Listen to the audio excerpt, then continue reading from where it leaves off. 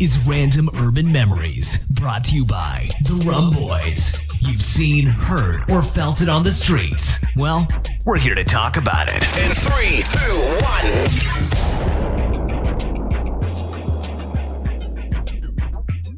1. Now, hello and welcome everybody. Today we've got a wonderful special interview episode.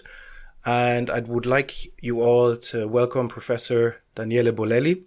He's an author of various books, starting to publish at quite a very young age in Italian and then English on a wide variety of subjects. He's a martial arts enthusiast, a phenomenal podcaster, and you can find his podcast, History on Fire and The Drunken Taoist, well, wherever it is that you listen to podcasts. Thank you very much, Professor. Thank you so much for having me. We can get kicked off and started. Since quite early on, you were actually quite drawn by the world of imagination that history has offered you. But what is it that actually made you stick with it as you got older? I think I sort of never stopped playing with it, because to me history was always a gym for my imagination. It was like lifting weights for my imagination. As a kid, I would play with these books. They were actually very informative, but they would also add drawings and images so that a 6 or 7, 8-year-old could relate to. Mm-hmm. And, this was before Netflix, before streaming, so, I would get bored as a kid, and there was not this constant stream of stuff being thrown at you. So the way not to be bored was sit down and sometimes stare at this image and just imagine stories about what it would be like to be in ancient Egypt in that one situation, in that one particular context, or...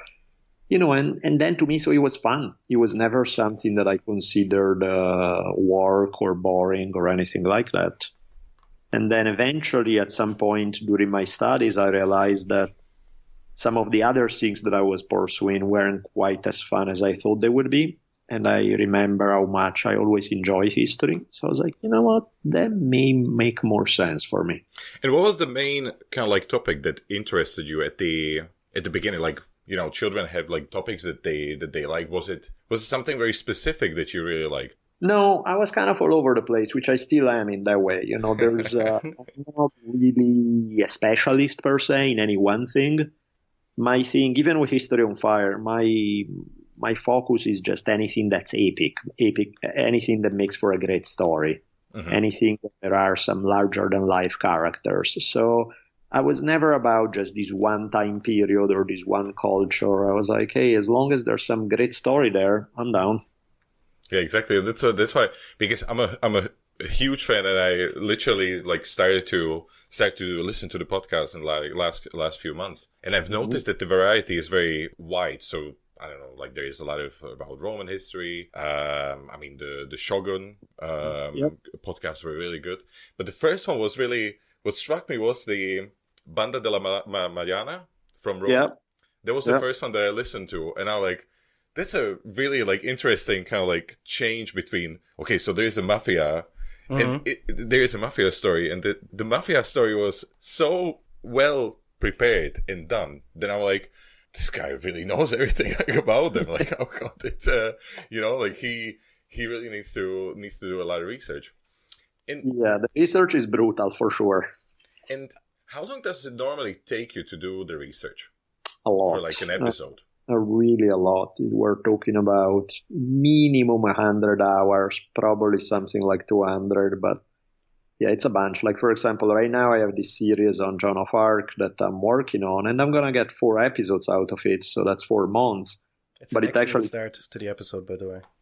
Thank you very much. But it actually took me 6 months to prepare it. And so I'm like, okay, that math is not working. I need to cut some corners here and there because it's, it takes forever. You have, like Joan of Arc, I read 10 different books about her. And then you have to take all the notes, and then you have to craft it in a way that the narrative feels like a story that you want to hear. So, when you add it all up, it's funny, like fairly often I have people who are really sweet and they're like, oh, I want to help you. I'll do some of the research. And I know how it's going to work out, but I don't want to. So I'm like, sure, let's try. And within 2 weeks, usually it's like, oh my God, I didn't realize how that is. And I'm like, yep, that's how it is. And speaking of the research that you made, what kind of research methods do you use? Do you scour libraries, manuscripts, whatever it is? Do you, for example, old Middle French or Middle English kind of translations, that kind of thing? Do you take the time, or can you take the time to do that? No, because usually what happens is the topics are never, I mean, other than maybe the Banda della Magliana, which is yet not a very popular one. But most of the topics, there is stuff written out there about them. Yeah. So usually there are people who have gone through, do the work of going through every single primary source there is, look at the other secondary sources. So some of the most recent scholarship on this topic tend to be extremely useful. Mm-hmm. Then, of course, if there are some easily available primary sources, those are perfect to try to dig into what all the other historians have built on. But that tend to be the way to go. Mm-hmm. Oh yeah, and just as a note for the Banda della Mañana that you actually made as well, what was interesting is you hear so much about Ndrangheta, you hear so much about Camorra, about the Cosa Nostra, but you actually picked one of the crime family crime organizations that you don't, outside of Italy, you don't hear about very much. By the way, just when David mentioned it there, that's nice as well, just to go out of the beaten track. One. It's in Rome, which usually was never the place for major. It was always very small organized crime. It was never on a big scale. And these guys between the mid 1970s to early 1990s really took over Rome in a way that. What makes it big is that it's not just a crime story, because if you take over Rome, you also are going to be inevitably intertwined with politics, with the Vatican, with all sorts of other, with the other powers that be, the at least officially cleaner powers. But there's that weird interplay between organized crime and the other phases of power in Rome. So for me, what related me the most to that episode actually was that it was so much, because I'm originally from Slovakia, and we have seen a lot of similarities to Banda della Mañana and Mafia in Slovakia in the 90s. So it's like when you were talking about few of the things that happened in Rome, I'm like, Jesus Christ, this is exactly what was happening in Slovakia in like in the 90s, and it's crazy how much. There was like a difference between the communism and like the changes in the regime, but it's crazy how much that the things were just very, very similar, with the lack of kind of like police involvement and all of this and the corruption. And it's like, I mean, you can see it in all of the organizations, but it was super, super visible for the Roman one. Yeah, absolutely. That's definitely the case. And in terms of like the research, when we talk about it, so when we speak about the number of hours, how much you put into it, for example, for us as new to the level of like podcast, how like we always find it very difficult to find the time to do the episodes, to do the research. How do you find time to do anything else apart of this? And like you have multiple hobbies and like multiple things that you are involved in, but how do you manage all of this? Yeah, I mean, I work a lot for sure, because most nights I'm up till late working on this stuff, and you take breaks during the day and stuff, but the reality is that it's a most of the day kind of thing. Most of your waking hours are I'm either teaching in college, or I'm working on the podcast, or I'm replying to people, or so yeah, it's kind of go. Now it's made a little easier by the fact that all of the things I'm doing are things that more or less I enjoy, from I really enjoy them to I kind of enjoy them, but none of it is bad. So it doesn't quite feel, even though it is incredibly long hours of work, it doesn't quite feel like work. So when we talk about research, and after you have done all of the podcast, are you also involved in the like editing and publishing that, or do you just have someone doing it for you? Yeah, luckily I'm not. So that's one thing in which I've always had help for, and it helped tremendously because, last thing I want to do after everything else is just get down to editing and get down to, it's like, no, I want to be done at that point. We can relate, yeah, right? we can. I feel you. I feel you. And now that we're onto the subject of podcasts, can you have mentioned it in various interviews before, but very, very briefly, if you can take us through how and why it is that you started with the medium of podcasts, which you've done quite a number of years ago before they actually blew up as a medium of communication. Sure, it kind of goes back to late 2011. I'd written a book and I was invited on Joe Rogan podcast. And back then, it was way smaller than it is today, but it was still huge for the standards of the time. Uh-huh. And I didn't quite realize just how many people knew. I knew nothing about podcasts, absolutely zero. So I ended up on that one, which was kind of diving in a very deep end of the pool right away. And I was made aware of how big that medium could get, how many people listen, how much of a big deal it was.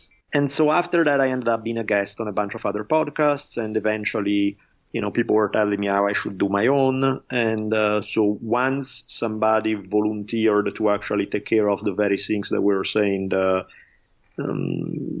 editing, putting it on iTunes and all of that, which was definitely a stumbling block for me in terms of mental laziness to say, oh, sure, I'm going to do it. Once that block was removed, I'm like, I guess I can do a podcast. And so I started playing with it a little bit, had fun with it. And eventually, after about 3 years later, I ended up also doing History on Fire, so a podcast that's more focused on history. And in terms of the show itself, right? So because normally a lot of podcasts is just like 2 and more people. Is your show like fully scripted, or do you go by, let's say, text and then read it out and add comments as you go, or do you just have a pointers and then you talk about them as you go? I think I started out more as pointers, and I think now it's getting a bit more written out. Now, I'm not exactly reading it because otherwise then it kills the spontaneity. But I semi-read it and then kind of go off on my own to keep a feel that this is somewhat spontaneous, and so it's a little more enjoyable to listening than somebody just reading at you. So, but yeah, there's a lot that is written out for sure. And in terms of stop asking too much about the podcast now, about the technicality, so we can move on to the more interesting stuff, which is topics. What is the favorite podcast that you made by yourself? And who are the podcasters that you kind of like aspire to, or who you listen to? I listen to a lot of history these days, just kind of to know what's out there, how other people are doing it. Of course, Dan Carlin's Hardcore History is the gold standard for history podcasting. And I like Dan a lot. He's just a sweet human being. He's just a good person all around. So I enjoy listening to him no matter what he's talking about. So I enjoy when he was doing the Common Sense podcast. That's kind of on a break right now. I definitely love Hardcore History. Other stuff, there's a bunch of history ones that I listen to that are very enjoyable. There's Rogan. Well, Rogan puts out so many episodes that I listen to some. It's more guest driven because I know what Joe is going to bring to the table and it's fun, but it really depends on the guests. So I'll listen to some, not others. Same thing, people like Duncan Trussell. Duncan is always really funny, so it's sometime I tune into Duncan. There are quite a few people that I've met through podcasting who have their own podcast, and most of them are not religious about it, listening to every episode, but I will definitely check in here and there on a fairly regular basis. Actually, you mentioned Dan Carlin and going through your catalogue. A conversation that you had with Dan Carlin, you touched on a point of how it is only that, kind of ultra-violent history sticks out, and you were discussing a few pointers and a few suggestions of what stories you could tell that just simply wouldn't be as brutal, I guess, the bloodshed. How are you getting along with that, actually? Well, I know you're focused now on other projects, but... Yeah, it's difficult just because it's most of the stuff that make the history book is based on conflict. Most of the stories that people are attracted to are based on conflict. what are some of the most dramatic conflicts? They tend to be about, wars and that kind of stuff. So inevitably, there's a bias right there in terms of what attracts attention that usually tends to be more conflict driven. There tend to be a violent aspect to it. It's part of our entertainment. It's part of history. It's part of all of it. So of course, in some ways, very interesting to see at more ordinary things where no, it's not constant drama and violence and this and that. It's harder to research and it's harder to tell a good story with it because we're used to having these dramatic points in a story. And, it's a little harder to have them when it's all smooth sailing and it's just pleasant and cute and nothing else. So I'm trying to look for stories that are more along those lines. It's hard. It's definitely hard, both in terms of because often they don't make the history books. And even when they do, it's kind of hard to craft a tale that's going to hold the people's attention. Well, it's the kind of the human condition, isn't it? And I don't know if a 4-hour podcast on a Roman pot maker would. Yeah, not right. Gladiators, yes, attract attention. Roman pot maker who's a nice guy and is good to his family. Way better story from a human standpoint, but it's not gonna quite cut it. But what you and Dan Carlin do, which is so enjoyable, is to add not only the important aspect of context, but also you flesh out the world a little bit. I remember a couple of years ago, I read a book about the Dark Ages. It's a fairly short book. I don't have the name of it on hand now, where the author took you for a walk through the city in those days, including the smells, the sounds, and all these kind of things. You don't go into that detail because you obviously can't, but you do add body to the story, and that is something that's really nice to hear because you can list off a whole ream of dates and events, but you'll fall asleep listening to it, Absolutely. Adding humanity, adding the human condition, adding the fears and the anger and the greed or whatever it may be, that's part of good storytelling, and that's something that you two do for sure, and that's something that's actually quite very enjoyable. Yeah, because if you don't relate to a story, what's the point? If people don't feel themselves involved, they can't see the events through the eyes of the protagonist, then there's really no point to telling a story because it does become just a dry list of names and dates and there's no relevance to anybody's life. So it's completely pointless exercise. Daniele, do you feel that we are losing touch with our past because we are so concerned with our rapidly evolving present at the moment? Yes and no. On one end, sure. On the other end, when you consider that, things like there's clearly a big fascination for history. Even the fact that a guy like Dan Carlin could have the type of audience that he has, that means that people are fascinated with it. That there's a big, not even a niche. It's kind of a big deal in terms of people wanting to know about it, being curious about it, So I think it's both. Our current world is evolving at extremely fast pace, and it's hard enough to just keep up to speed with what's going on today. But there also is a big fascination for the past that we can see in kind of the numbers of people who decide to tune in for things that are focused on history. I think a lot of times it's a case of returning to history. The older I get, the more interested in history I am. Right. And that brings me actually to the next point I wanted to bring up with you is, do you think educational systems are actually doing enough to preserve and teach history? Making history come alive compared to cramming immense amounts of information into tiny little heads? No, I don't think they're doing a very good job. I think for the most part, it's part of the reason why people are turned off by history because they don't see any relevance. They don't see the point. It's just memorization. And it really boils down to, you're lucky you have a good teacher and then people dig it, or you don't and then you are in trouble.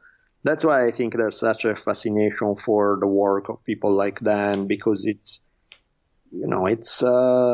what brings it to life and it's what normally does not happen. If schools were doing their job in an excellent way, then there would be no market for Dan Carlin. Well, the one thing that I realized the difference in the information that you can receive was I'm half Turkish and my family's from Istanbul. So now, again, as I get older, the more interested I am in the history.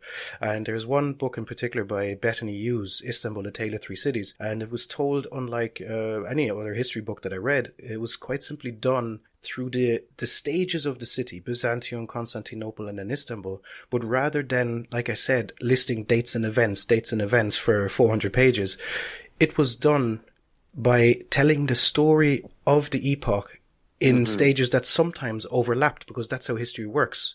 You know, Right. The city didn't end on 14th of March, this and this date. Not at all. There was decades, if not hundreds of years of still overlap of the Greeks and the Romans and everybody else that was still there. But that way of storytelling was very accessible. And I actually took a lot with me, rather than another biography I'm reading on Ataturk at the moment. And that is so information dense. This is the whole idea of, like you said, making history come alive so that you can take it with you. Absolutely. Sometimes, you do need the information dense to get the... Like, I'll read... Most of the books I read to prepare for History on Fire are really boring. They are really not fun books to read. Yeah. My job is to be able to acquire all the information and then be able to convey it in a way that is not boring. But, in many cases, the actual texts, are not fun to read at all. But that's okay, It's then that makes it. I mean, if these books were all amazing and fun to read, then I wouldn't be doing History on Fire. Yeah. And what do you think? Like, I mean, outside of the podcast world, how should be the history taught to people so it will be kind of like a global understanding of history? Because, like, you can see different educational systems, they can approaches. What we see in Ireland is more kind of like more concentrated on Irish history. So let's say in continental, it's more concentrated on understanding the world history. Is there, what other methods do you think that it would make sense to kind of like, or not even method, it's kind of like approach to teaching history and making it actually something that young people would be happy to kind of like relate to? I think storytelling is the way to go, and storytelling in ways that immerse people into the story are, you can have people like me or Dan talk into a microphone and tell a story, and that's cool in its own way. But something else that fascinates me is, for example, people who play games like Assassin's Creed. And, probably more people have been exposed to historical information from Assassin's Creed than they have been in many other ways. Agreed. And one thing that I heard that recently was happening is that I think Assassin's Creed did a game, one of their games in the series is set in Egypt. And I believe for that one, they did something. I didn't get a chance to check it, but I heard that they did something where they took out all the storyline and the fighting and all of that. And they also have a version that you can get where you just have that world beautifully designed with the people, with the marketplace, the city, and you just get to explore. There is no point. There is no storyline. There is none of that. You just get to take a look at a very realistic reconstruction of what, based on historical records, ancient Egypt may have looked like. And I think that's genius, because that's so much more interesting for people than read a poorly written book filled with dates. If you can get a chance, do check it out. It's Assassin's Creed Origins, and what they've actually done, like you said, they took out the story mechanics and everything else, and what they do is they give you a guided tour. So you can go to key points on the map, and it's wonderful. I had my daughter watching this with me. Well, she's a little bit too young to understand everything that was going on, but she was fascinated by someone telling a story about what you were looking at. It's a great idea. It's a really good idea. And that's just they just did it for Egypt, right? They didn't do it for any of the other stuff. No, that's a new feature that they had. Yeah. Yeah, and I think that the biggest one. So my personal favorite from Assassin's Creed was the second one for. That it was Renaissance and no, actually it was Borgias, and it was in Italy. And they were talking about that, and there was I think like one of the most favorite games, because it was so much actually, and I never really realized that when you guys actually mentioned it, I'm like, oh god, like I actually remember all of this stuff because of the game. That stuck with you. Yeah. It's amazing. Yeah. Yeah, it was awesome. And I think that's a way that would be way easier for people to digest. Of the stories that you have covered so far in any of the podcasts, or even in any of the other mediums that you've appeared in, which story stuck with you or has left kind of like a real impression? Something that even when you put the pen and paper down or stop recording or whatever it is, that you couldn't stop thinking about? Something personal in a sense that, like, wow, I didn't know the human condition could be so immersed in whatever it is, tribalism, that kind of thing. What stuck with you? Or what story stuck with you after? I think I have a lot of fun with biographies when you get a chance to dive deep into somebody's life. I think the Crazy Horse series was very big for me. Caravaggio as a character I find fascinating. Mm-hmm. Even somebody like Theodore Roosevelt, very, very weird and very interesting. So I I enjoy all of them. I enjoy working on all of them, but those ones tend to have something extra there. And currently, history repeats itself. So do you see currently any parallels to the past that it's kind of like being repeated in the global political climate? I mean, yes and no, because on one end, of course, the game of power is the game of power, right? And people have been playing it since forever, and they will continue to play it forever, and a lot of the dynamics are the same. If you look at, for example, one thing that definitely strikes, I remember listening to a series about the fall of the Roman Republic. And then when you consider sort of modern conditions, I definitely saw lots of similarities in terms of the alienation between rich and poor, the distance between them, the fact that there are things that could be done to kind of keep the system together. But if your job is to milk as much money out of the system as possible, then you really don't necessarily have an interest in thinking long term. And so some of those things, when you look at the whole story of the Roman Republic from the Gracchi forward, it really looks eerily familiar. In other ways, of course, the kind of world we inhabit today is so different from anything that ever happened before that there definitely, as much as there may be parallels, there are also some unique challenges that are unlike anything that ever happened in the past. Speaking of which, what is your outlook now for I don't know, could be next few decades, but like you said, there's challenges now that we have now that we've never had before, rapidly advancing AI, technologizing absolutely everything, up to human augmentation, whatever it may be, and all of this is coming, and it's coming fast, and seemingly deteriorating society with far-right movements all over the world, jumping up, that kind of thing, even though by statistics we're doing better than ever before. Where do you see this all going, and what's your light prognosis on this? I think there's obviously no way to tell because the speed at which everything has changed is so much that, if you ask somebody in 1990 what the world would look like 20 years later, there's no way they could have even imagined what, internet and how internet changes the world and how, and that was in 1990, right before internet kicked in. You wouldn't have known. You would have had no clue that was going to happen. So when you think about how much internet changes human history, and we may be on the verge of 25 different inventions as powerful as internet right around the corner, both with the good and the bad that may entail, well, unless you know what those things are and how they are there's really no way to tell. There's, I really think that this is, in this sense, a very unique period in human history because everything is changing so incredibly fast. I'm still waiting on my hoverboard. Yeah, that's always nice. That's probably coming up next. In terms of your, we know that you are a martial artist. So how do your other passions and kind of sport hobbies spill into your work? Well, I think especially when you spend so many hours in front of a book or a computer, it's so important to have something that you do physically. Because again, we're not an AI, we are not just a machine, we are a body, we are mammals with all the energy that goes into a mammalian species. We need to be in touch with the body. So I think it's absolutely key to find ways to make that happen. And it's very easy to forget it because we're so glued to the machine all the time. But it's so incredibly important to make carve some time for it, because that doesn't just affect your body, that also affects the way you think, that also affects your intellectual production, not just your physical health.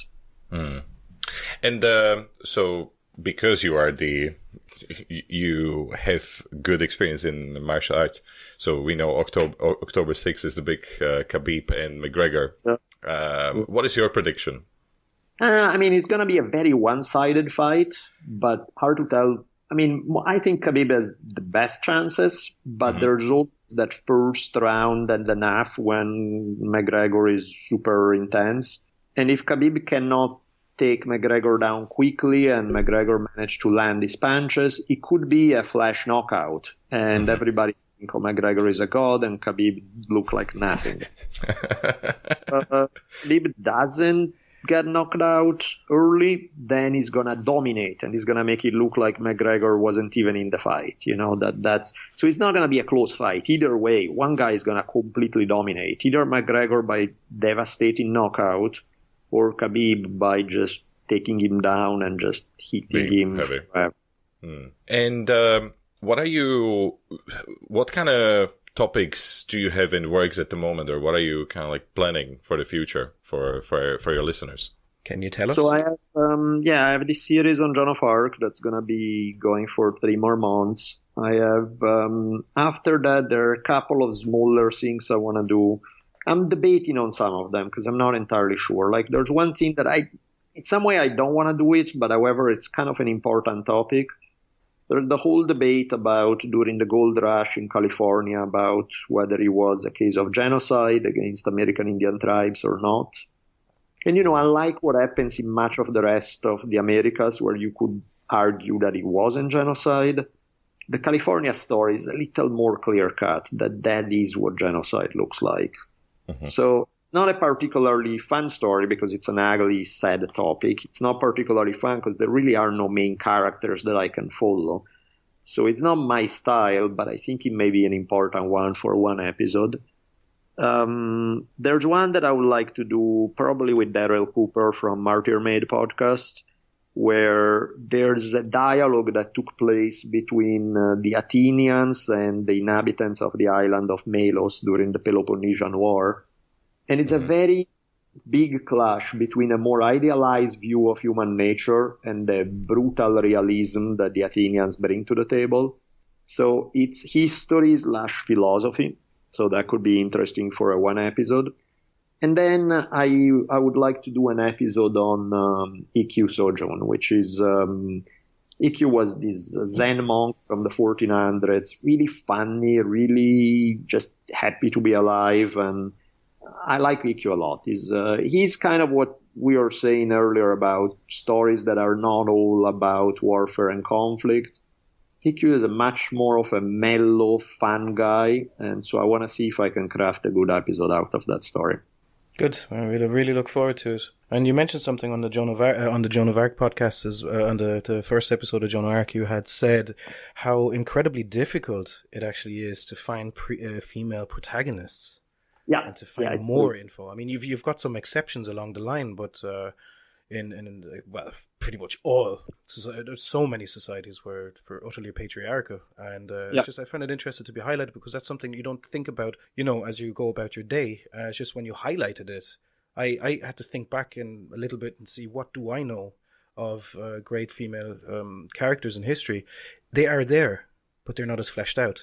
Yeah, in fact, there are a bunch of stories that I'm like, oh, this would be a great story. And then I look into it and there's material for 20 minutes. And I'm like, yeah, that's not an episode. I don't have enough to go on here. And so, yeah, it gets kind of tricky sometimes. And do you have any projects planned that you can tell us outside of podcasting? Yeah, I mean, there's stuff that I'm trying to do with pitching to TV as far as TV series go and things like that. But of course, when it comes to TV, it's always a gigantic lottery because so many people, podcasting, you grab your microphone, you do your work, you put it out there, and it's just you and your audience. When it comes to TV or cinema, those are things that require about 25 different people to say yes before something gets done. Yeah. So, that I'm doing it, but I'm now holding my breath because there's no way to control that. And before we slip off into the evening or daytime for you, I did have one more question for you. What does your podcast setup actually, because this is something that we do in interviews as well, just for other podcasters who are interested in podcasting in and of itself. What does your setup actually look like? Do you have a little studio, or do you just literally have a mic and your computer? Yeah, just mic and computer and GarageBand to edit, and that's about it. See, guys, see how straightforward it can be? Yeah. Very, very to the basics. Excellent. Well, I think that just about sums it up. As I said, we didn't want to take too much of your time, and we thank you very kindly for taking the time and for talking to us. Cool, man. Thank you so much for the chat. Absolutely.